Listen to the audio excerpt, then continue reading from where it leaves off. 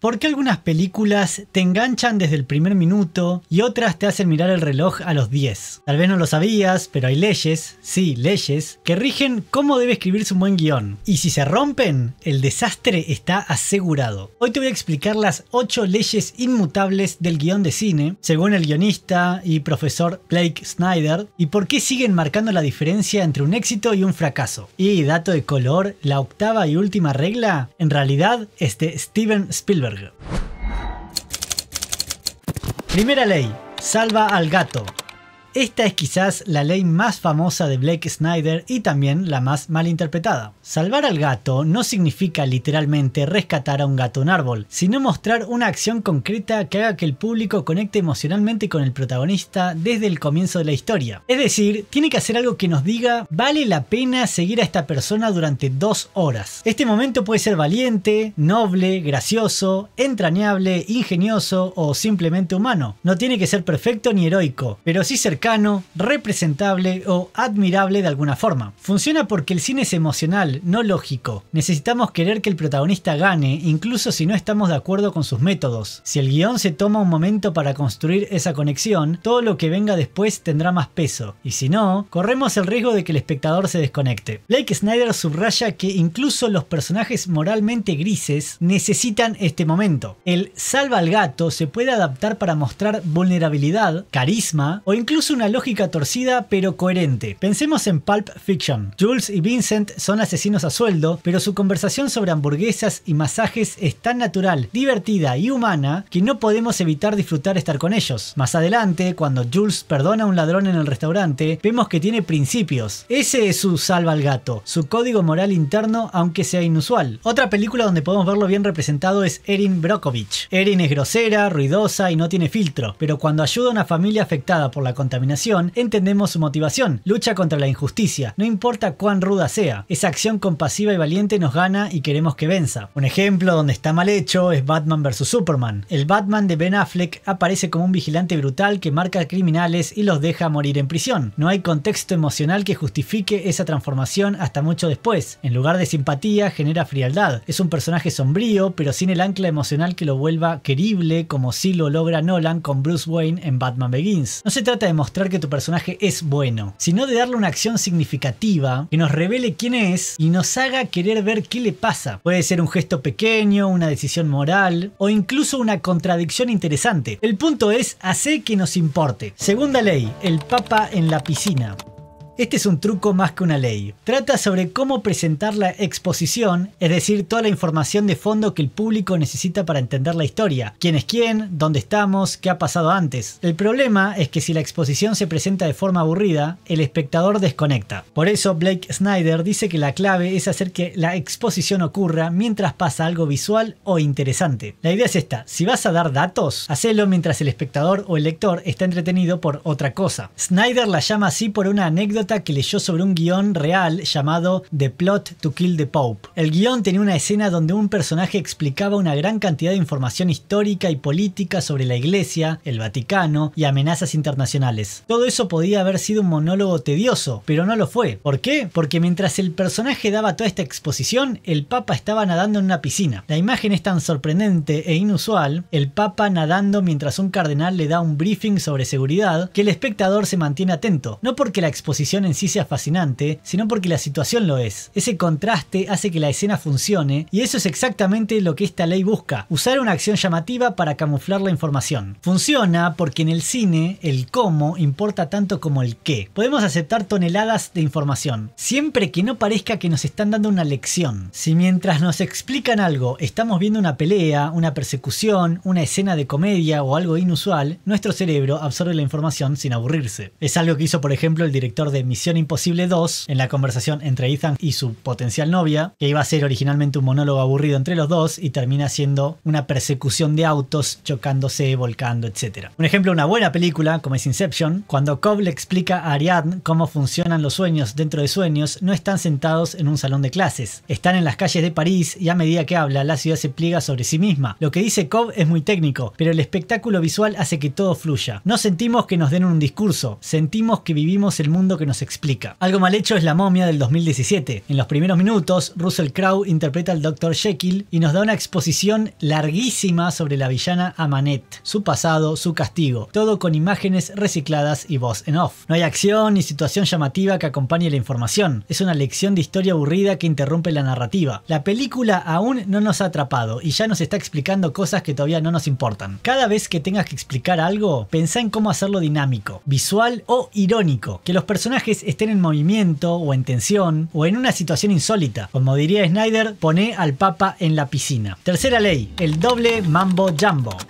El público solo puede aceptar una idea extraordinaria o fantástica por historia. Es decir, si vas a pedirle que suspenda la incredulidad, hacelo solo una vez y que esa magia sea clara, consistente y esté bien explicada. Esta ley se aplica tanto a la ciencia ficción como a las comedias, los thrillers, dramas sobrenaturales, etc. El concepto fantástico puede ser un viaje en el tiempo, una inteligencia artificial que toma conciencia, alguien que cambia de cuerpo, un hombre que habla con animales, un asesino que revive una y otra vez, una maldición antigua. Lo importante es que solo haya una de estas grandes ideas por historia. Si sumás varias, el espectador puede confundirse o desconectarse porque ya no sabe en qué reglas debe creer. Snyder la llama doble mambo jumbo, cuya traducción no literal podría ser una pieza de magia por película, porque en el corazón de muchas buenas historias hay un solo giro imposible, un elemento irreal que cambia el mundo ordinario del personaje. Esa pieza de magia es lo que hace que la historia sea especial, pero solo funciona si se mantiene como la excepción,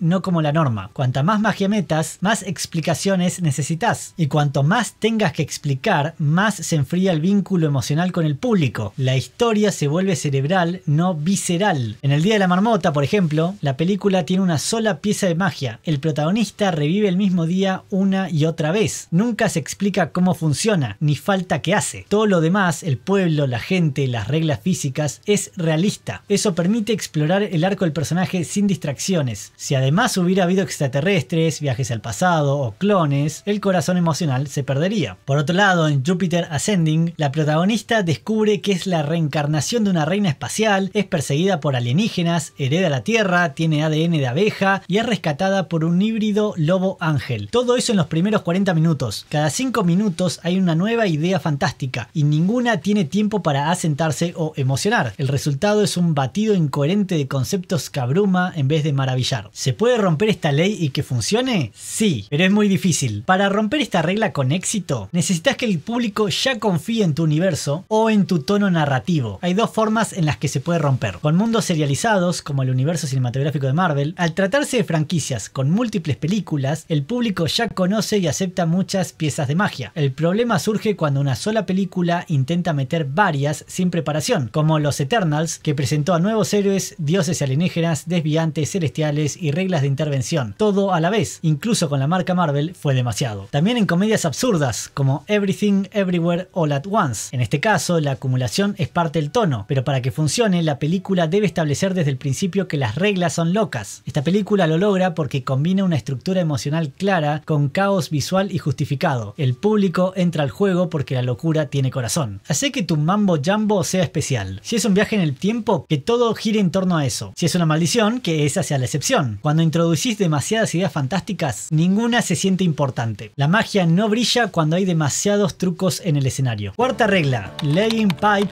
o tirando caños. Y no es tirando caños en el fútbol. En jerga de guionistas, laying pipe se refiere a la acción de preparar los elementos narrativos que serán importantes más adelante. Es decir, establecer personajes, relaciones, objetos, motivaciones o información que todavía no es relevante, pero más adelante será clave para que la historia funcione. Es como colocar cañerías, o sea, pipes, invisibles bajo tierra, antes de empezar a construir una casa. Nadie las ve, pero sin ellas el agua no corre y la casa no funciona. En el guión, si no tiraste bien los caños, los giros futuros parecerán forzados, inverosímiles o sacados de la galera. En el cine es una metáfora. Es una metáfora.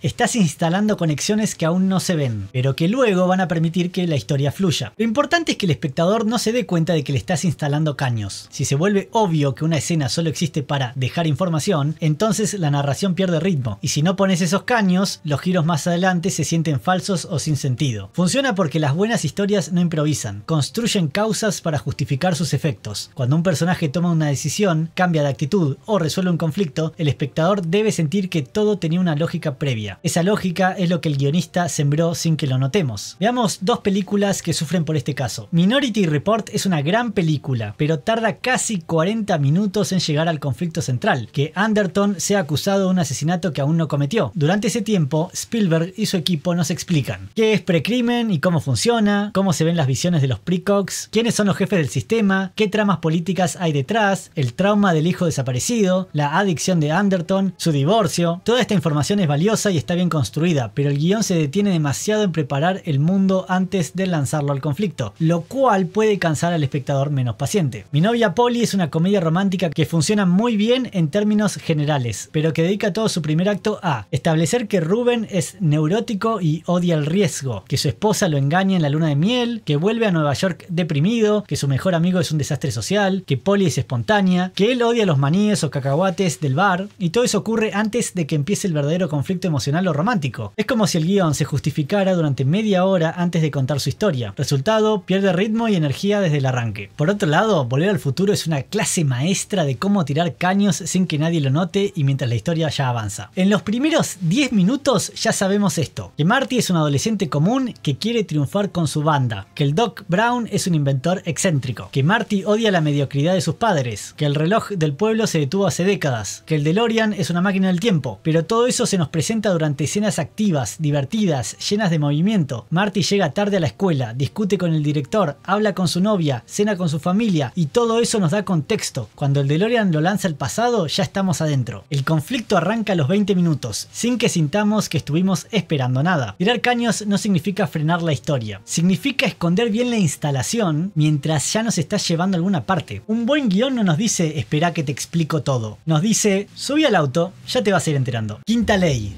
Black Velvet o mucho mazapán.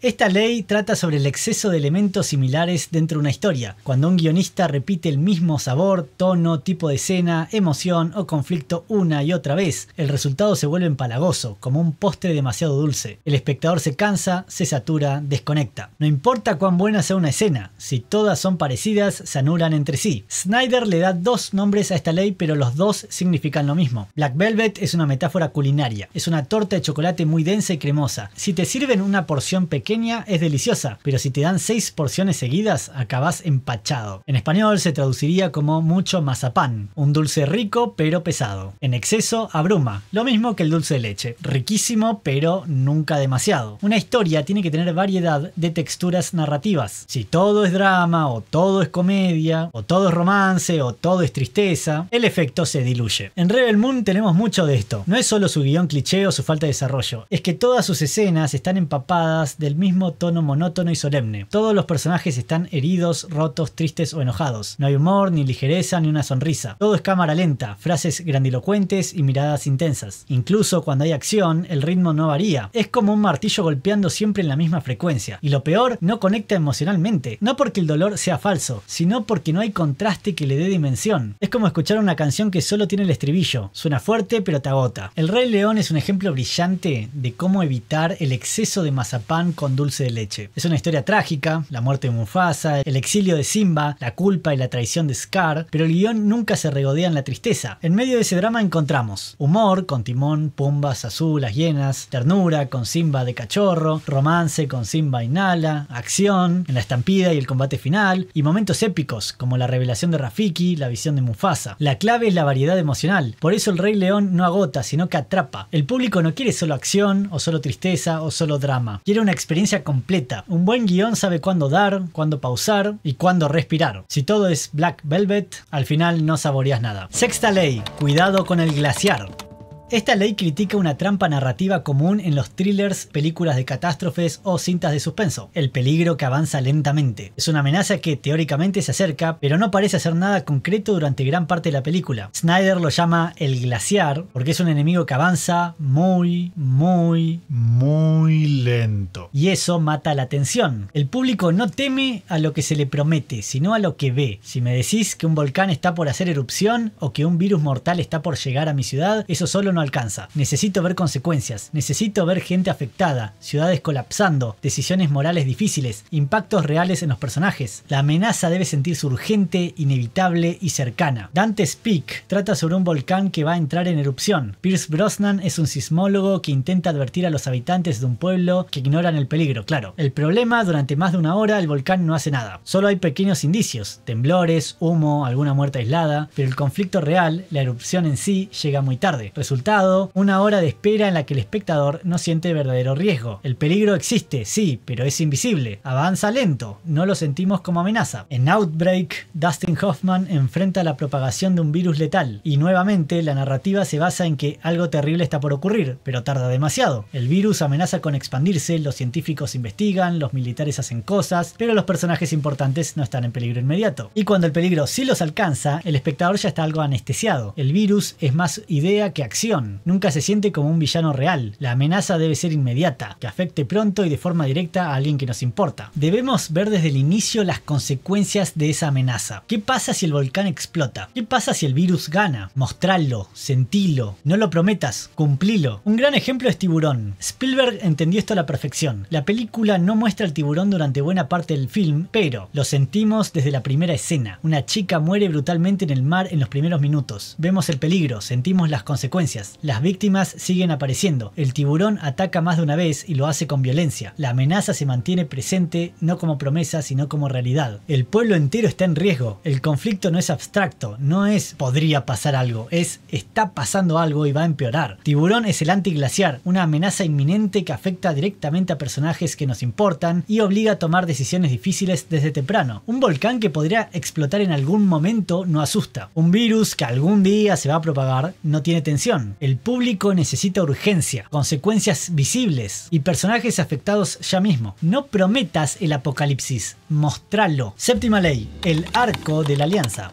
En inglés, The Covenant of the Ark es un juego de palabras entre el arca de la alianza, como en Indiana Jones, y el arco del personaje, que resume una idea poderosa. Toda historia vale la pena ser contada si los personajes cambian. Snyder dice que una historia es como un poema, una experiencia transformadora que deja a los personajes y al espectador distintos de cómo comenzaron. El arco no es un adorno, es el corazón del viaje. Un arco es el recorrido emocional, psicológico o moral que hace un personaje desde el inicio, pasando por los conflictos hasta su resolución. Alguien cobarde aprende a ser valiente. Alguien egoísta descubre la empatía. Alguien ingenuo aprende a madurar. Este cambio puede ser positivo o negativo, pero tiene que ser claro y tener peso emocional. Snyder también aclara que los únicos que nunca cambian son los villanos, porque su función es servir como obstáculo o contraste, no como ejemplo de evolución. Snyder usa Pretty Woman como referencia porque ambos protagonistas tienen arcos muy definidos. Vivian comienza como una trabajadora sexual callejera sin expectativas ni autoestima y termina descubriendo su propio valor, creyendo que merece algo más, incluso amor. Edward es un empresario frío, calculador, aislado emocionalmente, que poco a poco aprende a abrirse, a conectar y a dejarse afectar por el mundo. Incluso el manager del hotel tiene un cambio de opinión. No se trata solo de romance, se trata de transformación. La historia vale la pena ser contada porque los personajes terminan distintos de cómo empezaron, y eso en el fondo es lo que nos conmueve. Por otro lado tenemos la primera, Escuadrón Suicida. Aunque la premisa promete una historia de redención para villanos obligados a ser héroes, casi ningún personaje experimenta un arco real. Deadshot sigue siendo el asesino letal que solo quiere ver a su hija sin ningún cambio emocional significativo. Harley Quinn tiene momentos sugerentes de posible evolución, pero termina exactamente donde empezó, leal a Joker y sin crecimiento personal. El Diablo es el único que tiene un intento de arco, de pacifista mártir, pero su historia se siente apresurada y mal desarrollada. La película confunde estilo con profundidad. Hay flashbacks, frases dramáticas y poses cool, pero casi nadie atraviesa una transformación emocional creíble, lo que le quita impacto a lo que debería ser una historia de redención bajo presión. Toda película deja una marca porque vemos vivir a alguien algo transformador y en ese espejo nos sentimos invitados a cambiar también. Sin un arco no hay una alianza emocional con el público y sin eso no hay una historia que valga la pena. Octava ley: no metas a la prensa.